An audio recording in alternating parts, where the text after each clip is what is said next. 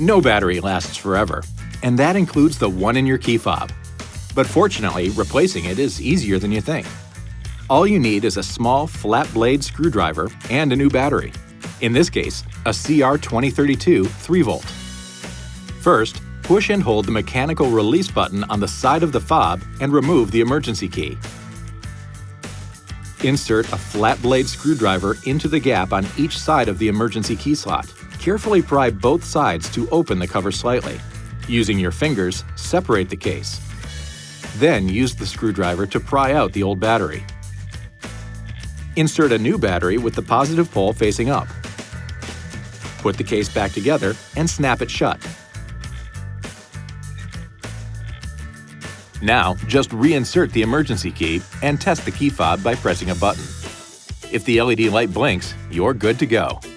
This video is not intended to take the place of your owner's manual. For complete details and other important safety information, please see your owner's information.